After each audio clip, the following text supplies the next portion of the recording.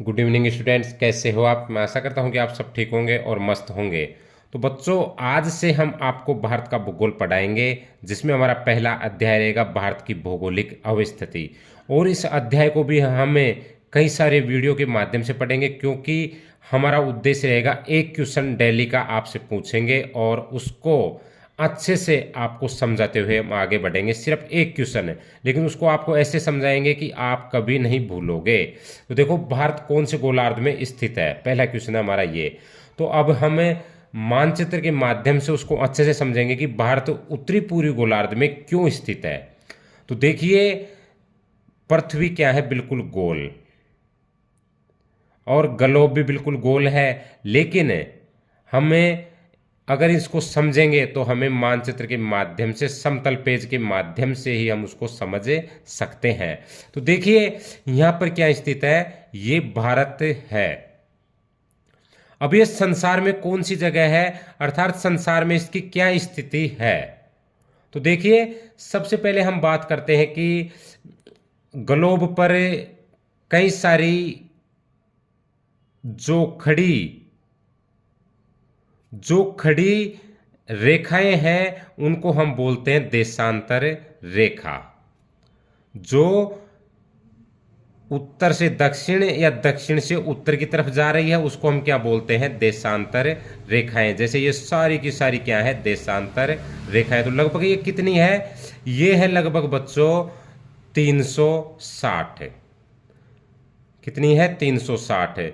जो 180 तो पड़ती है पूर्वी देशांतर रेखा बोलते हैं उनको, और 180 को बोलते हैं हमें पश्चिमी देशांतर रेखा। अर्थात देखो, पूर्वी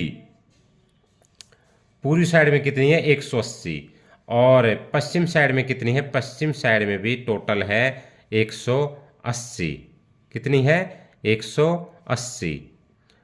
तो अब हम आपको अच्छे से समझाएंगे कि भारत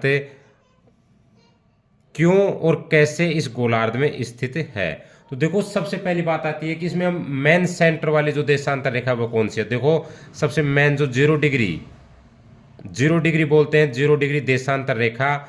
और इसका एक नाम और है ग्रीनविच, ग्रीनविच रेखा, जिससे कि संसार का मानक समय मापा जाता है।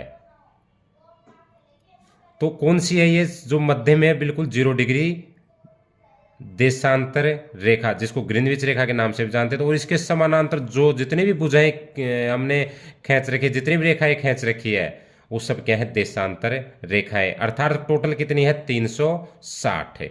अब बात करते हैं हमें अक्षांश रेखाओं की। अक्षांश रेखाएं भी देखो, अक्षांश रेखाएं भी जो मध्य में, बिल्कुल मध्य में है, उसको हम क्या बोलेंगे, जैसे 0 डिग्री है। तो 0 डिग्री देखो इस जगह पे है ये।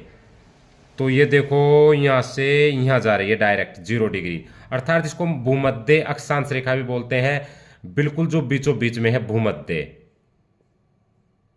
या विषुवत रेखा, जो बिल्कुल वर्ल्ड को उत्तरी और दक्षिणी भाग में बांटती है।